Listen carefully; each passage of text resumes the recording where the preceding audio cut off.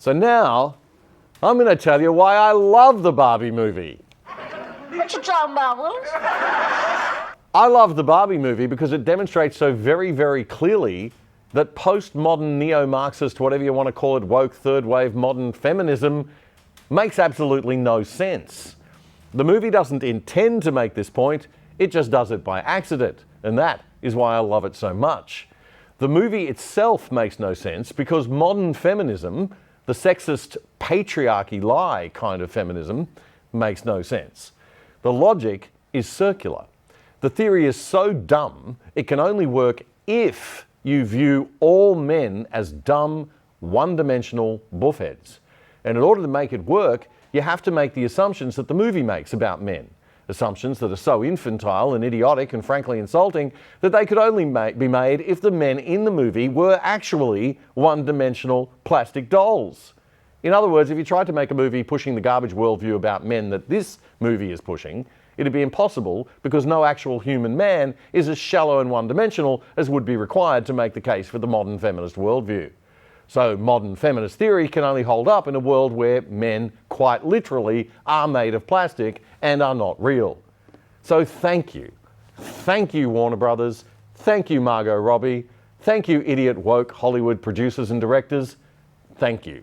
You've shown us all what a lie modern feminism and the concept of the patriarchy really are.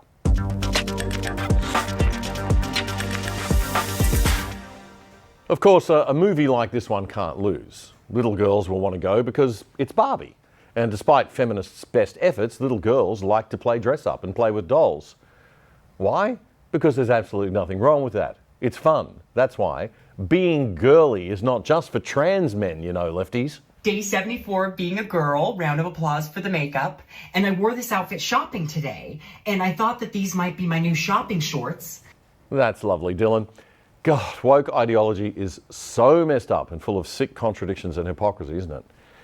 Anyway, we're here to try together to make sense of all the madness. So, little girls like dolls, and they're going to go see the Barbie movie. And big girls want to reminisce. And some guys do too. And that's fine and it's fun.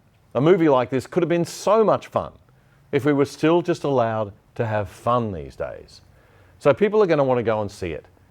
Then there are people like me who want to go and see it to understand what all the fuss is about and what the cultural implications of the movie might be. So this movie is making an absolute packet. As Matt Walsh pointed out in his Daily Wire show this week, quoting data from The Hollywood Reporter. The summer box office just went nuclear. Filmmaker Greta Gerwig's female-fueled Barbie opened to a historic $155 million domestically, a threshold usually reserved for male-driven superhero fare or marquee IP, such as the final Harry Potter movie.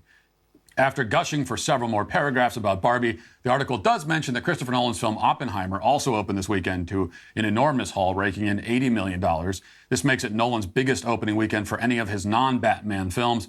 Especially impressive, far more impressive than Barbie's performance, as we'll see, because his movie is an original 3-hour R-rated historical drama. It is very difficult to make that kind of film into a smash hit. People don't generally flock to theaters to watch incredibly long character studies about historical figures. That is unprecedented, or nearly so. There is, however, plenty of precedent for moviegoers crowding theaters to watch movies based on familiar brands.